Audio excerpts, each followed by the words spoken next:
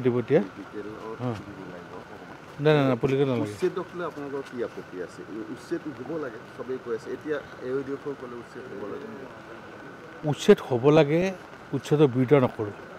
কিন্তু উচ্ছেদ হোৱাৰ আগতে চাব লাগে সেই মানুহখিনি ক'ৰ সেই মানুহখিনি ভাৰতীয় নাগৰিক হয়নে নহয় অসমৰ সন্তান হয়নে নহয় যদি ভাৰতীয় নাগৰিক হয় তেওঁলোকৰ যদি ভূমিহীন চৰকাৰৰ দায়িত্ব আৰু কৰ্তব্য আছে তেওঁলোকক বেলেগ এটা ঠাইত সংস্থাপন দি তাৰ পৰা উচ্ছেদ কৰা কিন্তু আগতীয়াকৈ বেলেগত কোনো সংস্থাপন নিদিয়াকৈ যধে মধে এনেকৈ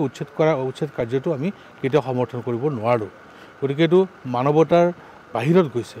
আমি মানৱতাৰ ভিতৰত থাকি নাগৰিকসকলৰ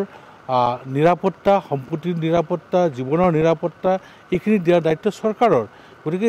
চৰকাৰে এই দায়িত্বখিনি পালন কৰিব লাগে এইমাত্ৰ এওঁসকলৰ যিগৰাকী বিধায়কে ক'লে যে মুখ্যমন্ত্ৰী গৌৰৱ গগৈ হ'লে ২৬ত তেওঁলোকৰ আপত্তি নাই কি প্ৰতিক্ৰিয়া প্ৰকাশ কৰিব এটা ডাঙৰ প্ৰস্তাৱ দিছে কিন্তু তেওঁলোকে সেইটোতো অসমৰ ৰাইজে সিদ্ধান্ত কৰিব কাক মুখ্যমন্ত্ৰী পাতিব কোন দলৰ চৰকাৰ আহিব গতিকে মইতো ভালেই পাওঁ মোৰ দলৰ এজন সতীৰ্থ গতিকে তেওঁ যিটো কৈছে সেইটো সফল হওক সেইটো কামনা কৰিম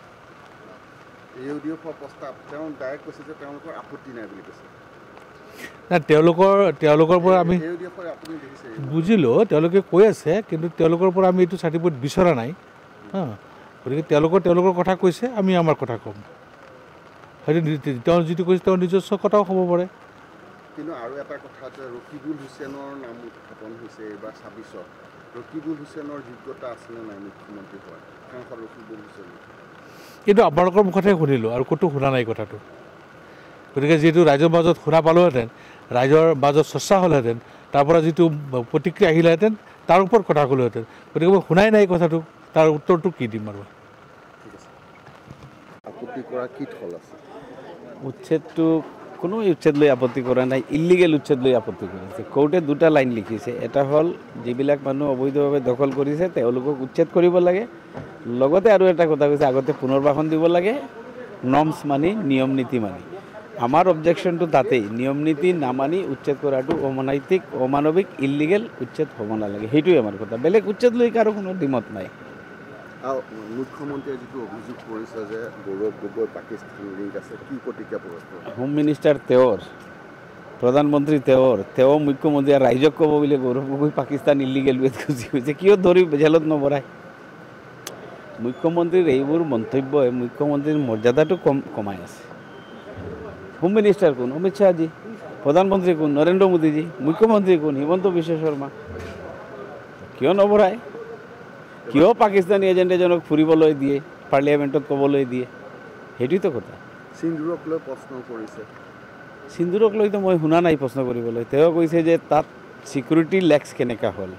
উগ্ৰপন্থী কেনেকুৱা সোমালে তাতে আহি 1 ঘণ্টা তাণ্ডৱ কেনেকুৱা কৰিলে ইণ্ডিয়ান ছিকিউৰিটি লেক্স হোৱাৰ কাৰণটো কি আগতে ইনফৰমেশ্যন নাছিলে স্পেচিফিক কুৱেশ্যন এটা সুধিছে সেইটো ৰিপ্লাই কি চবেই কৈ আছে গৌৰৱ গগৈ মুখ্যমন্ত্ৰীৰ বিকল্প হ'ব কি কয় এইটো ৰাইজে কৈ আছে মইতো ক'ব নোৱাৰিম চাওক বিজেপি বিৰোধী যিকোনো এজন মানুহ মুখ্যমন্ত্ৰী হ'লেই হ'ল ইউডিএফৰ ষ্টেণ্ড এইটো গৌৰৱ গগৈ হ'লে বেয়া কি আপত্তি ইউডিএফ বেলেগকৈ ইলেকশ্যন খেলিব কংগ্ৰেছ বেলেগকৈ ইলেকশ্যন খেলিব যোন একদম ষ্ট্ৰেইট কথা মোৰ এণ্টি বিজেপি যিজন মানুহ মুখ্যমন্ত্ৰী হোৱাৰ আগবাঢ়িব তেখেতকে ইউডিএফে সমৰ্থন কৰিব আফটাৰ ইলেকশ্যন গৌৰৱ হ'লেও হ'ব আৰু কোনোবা হ'লেও হ'ব মুখ্যমন্ত্ৰী বিজেপি চৰকাৰখন যাব বিচাৰে যি কৰিব লাগে ইউডিএফে কৰিব তাত যি ছেক্ৰিফাইচ লাগে কৰিব সেইটো আপত্তি কিয় থাকিব গৌৰৱ গগৈ ৰাইজে কৈ আছে আপুনি মোক ক'লে যে ৰাইজে কৈ আছে মুখ্যমন্ত্ৰীৰ বিকল্প ৰাইজে কৈ আছে ৰাইজে যেতিয়া কৈ আছে চাওক অখিল গগৈৰ কথাটো বেলেগ তেওঁৰ দলৰ কথা তেওঁ ক'ব মইতো অখিল গগৈৰ কথা ভাল কথাটো অখিল গগৈ যদি প্ৰস্তাৱ দিছে গোটেই বিৰোধী মিলি বনাব লাগে এটলিষ্ট বিজেপি যাব লাগে আহিলে ভাল পৰিৱৰ্তনটো এটা লাগেই পৰিৱৰ্তন হ'লে ডেমক্ৰেচি যেতিয়া বেলেঞ্চ থাকিব তেতিয়া ডেভেলপমেণ্ট হ'ব মুখ্যমন্ত্ৰীয়ে যদি ভাবি লয় যে গ্যাৰাণ্টেড মই যি কমিটি হ'ব অসমৰ ৰাজনীতিত সেইটো নহ'ব এবাৰ ৰাইজে অসমৰ ৰাইজ মেচিউৰ্ড এনাফ